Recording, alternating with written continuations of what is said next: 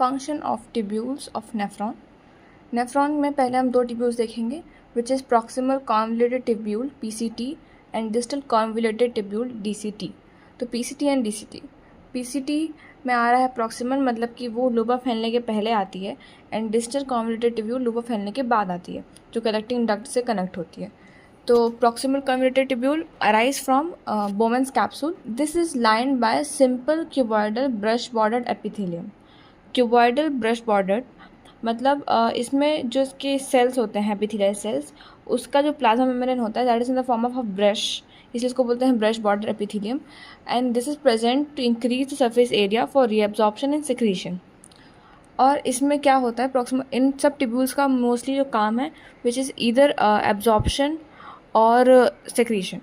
So nearly all of the essential nutrients, including 70 to 80% of electrolytes and water, are reabsorbed by PCT. सारे जितने essential nutrients हैं, water and electrolytes are reabsorbed by PCT, and this also, by doing this, they help in maintenance of pH and ionic balance of the body fluids, and they do so by secretion of ammonia, H plus ions and K plus ions, and reabsorption of HCO3 minus, secretion of ammonia, hydrogen ions and potassium ions, and reabsorption of HCO3 minus. This is important point to note, secretion किसका हो रहा है और reabsorption किसका हो रहा है. Next is distal convoluted tubule, DCT. It वो भी maintain करता है pH and it maintains sodium potassium balance in the body. PCT क्या मेंटेन कर रहा था, pH as well as ionic balance of the body fluids. DCT will maintain the potassium sodium balance in the body, and it reabsorbs HCO3 minus same as PCT, or selective secretion of hydrogen, potassium and NH3.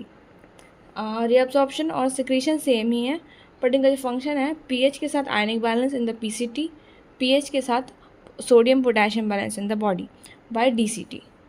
And DCT का एक और काम होता है that is conditional reabsorption of potassium and water. In case हमारे body में जो हमारा GFR है, हमारा ग्लोमेरुलर फिल्ट्रेट रेट कम या ज़्यादा होता है, तो हमारे ब्लड प्रेशर पे और बॉडी फ्लूइड्स पे काफ़ी फ़र्क पड़ता है। तो उसको जब रीअब्जॉर्ब करने के लिए कुछ मैकेनिज़्म चलाने पड़ते हैं, मतलब जो हम आगे पढ़ेंगे कि एक JGA मैकेनिज़्म होता है जिसमें रेनिन वगैरह रिलीज़ होता है उससे एसोसिएटेड, और जो एक्शन होता है of anti diuretic hormone released by neurohypophysis of hypothalamus और एल्डोस्टेरॉन, ये सब कुछ हार्मोन्स हैं जिनका फ़र्क पड़ सकता है on DCT, and on conditional reabsorption वो पोटेशियम एंड वाटर को रीअब्जॉर्ब करता है।